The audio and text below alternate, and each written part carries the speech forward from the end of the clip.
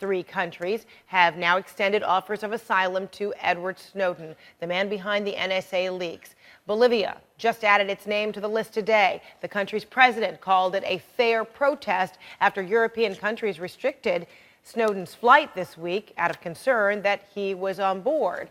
Yesterday, Nicaragua said it would offer asylum if the circumstances permit, and Venezuela also gave Snowden the okay. Frederick Pleiken has more now from Moscow. Frederica, the president of Venezuela, Nicolas Maduro, has said that he would be willing to take Edward Snowden in. Now, of course, the government of Venezuela is very antagonistic towards the United States. They keep calling the U.S. an imperialist nation, and they, from the very beginning, have been very sympathetic to Edward Snowden. So, in a speech late last night, Maduro told supporters that he would be willing to allow Edward Snowden to come to Venezuela and to give him asylum. Let's listen in. I announced to the governments of the friendly nations in the world that we have decided to offer the international humanitarian right to asylum to protect this young Edward Snowden from the persecution that has been unleashed from the most powerful imperialist in the world against a young man who only spoke the truth.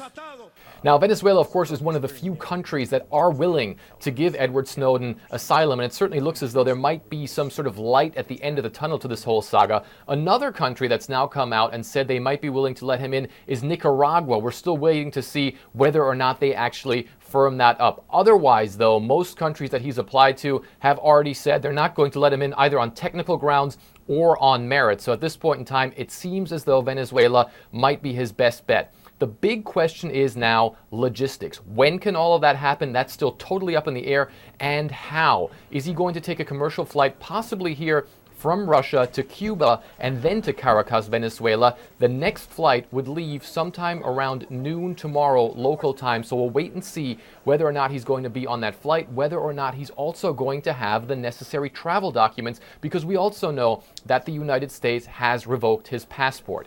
Certainly, the Russians will be very happy to hear all of this. They've been getting more antsy by the day. It seems as though they're very uncomfortable with Snowden's presence here. One of the things that is a big problem for Vladimir Putin at this point in time is that he can't hand him over to the U.S. because that would cause absolute humiliation here at home at Russia. But also, he can't really let this drag on for a very long time and risk threatening the relationship that he does have with the Obama administration. So the Russians will be very happy to see all this come to an end, but we're still not sure how long it's still going to take. Frederica?